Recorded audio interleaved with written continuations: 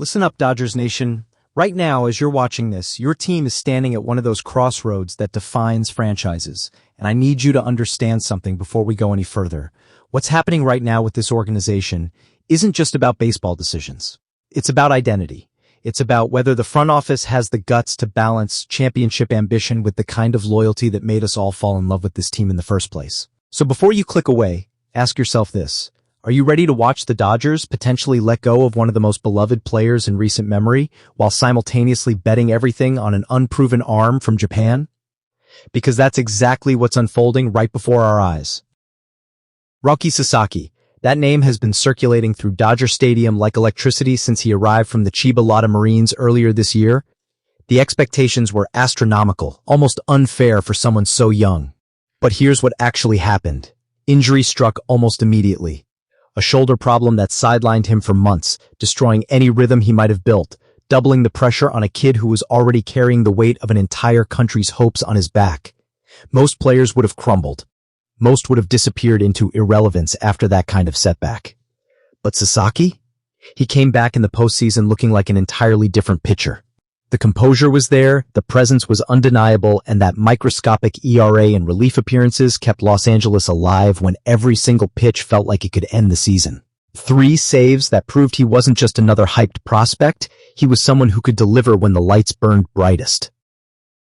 Now Dave Roberts has confirmed what many suspected but few dared to hope for. Sasaki is being groomed as a starter for the upcoming season. Think about what that means for a rotation that already features Yamamoto as the established ace, with Shohei Ohtani guaranteed to return to pitching duties and veterans like Blake Snell and Tyler Glasnow trying desperately to stay healthy. This isn't just adding another arm to the mix. This is fundamentally reshaping the entire pitching identity of a franchise that's been plagued by rotation instability for years. Roberts talked about health, about building strength, about finding consistency, all things Sasaki struggled with during his abbreviated first season. And yes, the control issues remain real. Even during those brilliant postseason appearances, the walks were there, reminding everyone that this kid is still very much a work in progress.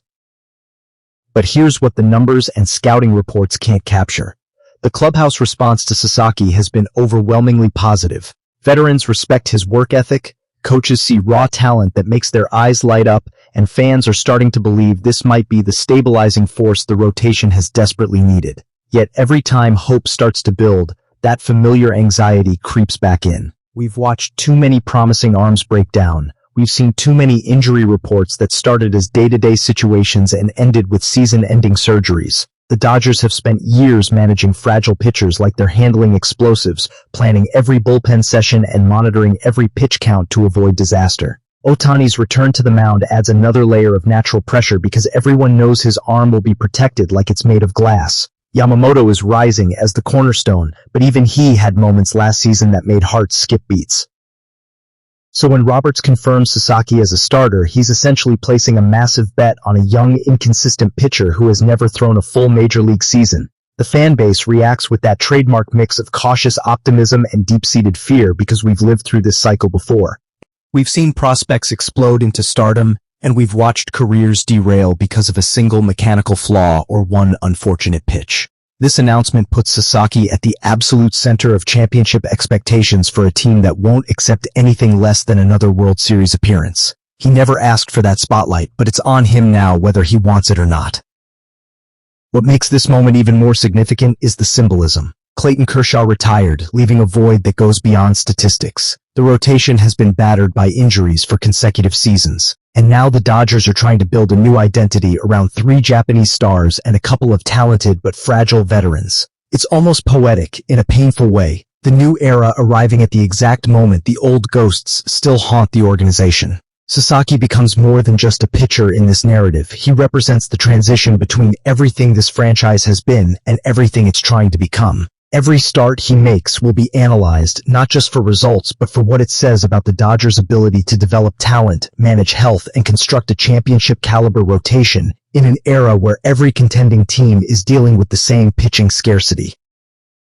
Now we shift gears completely because the second story hits different. KIKÉ Hernandez. Say that name to any longtime Dodgers fan and watch their face change. 3 championship rings, countless clutch performances, The three-homer explosion in the 2017 NLCS that still gives people chills. Energy that was infectious, leadership that transcended box scores, and a pure love for wearing Dodger blue that made him impossible not to root for. But baseball doesn't care about sentiment, and right now, Hernandez is recovering from elbow surgery with no clear timetable for return. An injury that nagged him throughout the entire championship season, limiting his offensive production but never diminishing his effort. Those 16 postseason hits prove he was still fighting, still contributing, still being the player this team could count on when October pressure mounted. The front office is facing an absolutely brutal decision. Keeping Hernandez means occupying a valuable 40-man roster spot until he's healthy enough to be placed on the 60-day injured list. For a championship organization actively looking for reinforcements and trying to maximize every possible competitive advantage, this isn't just a sentimental consideration. It's strategy, its financial implications, its opportunity cost. Every spot on that roster matters when you're trying to build a World Series contender. But this is also the guy who embodies everything special about Dodger playoff baseball. The swagger, the clutch gene, the intangible qualities that don't show up in WAR calculations but absolutely matter in championship environments.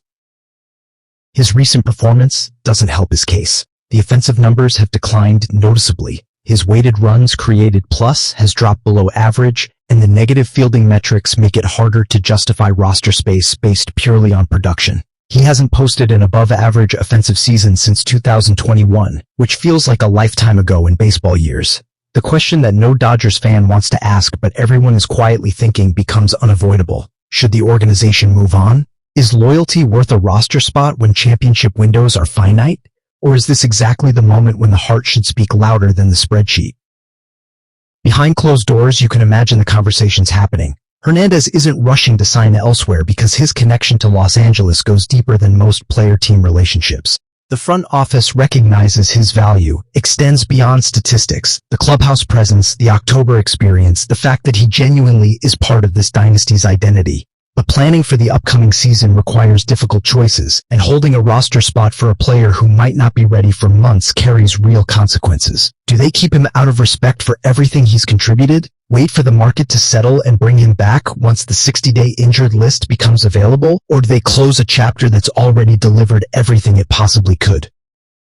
This dilemma captures something fundamental about being a Dodgers fan right now. We're living in an era of unprecedented success, back-to-back championships, a roster loaded with superstars, ambitions that match any franchise in baseball. But we're also carrying the emotional weight of the past, of cheering for players who gave us our greatest memories. Hernandez represents more than statistics. He's an era, a feeling, the kind of player people remember for spirit rather than slugging percentage. Yet baseball is merciless in its forward momentum. It doesn't pause for nostalgia, and it rarely rewards loyalty over production.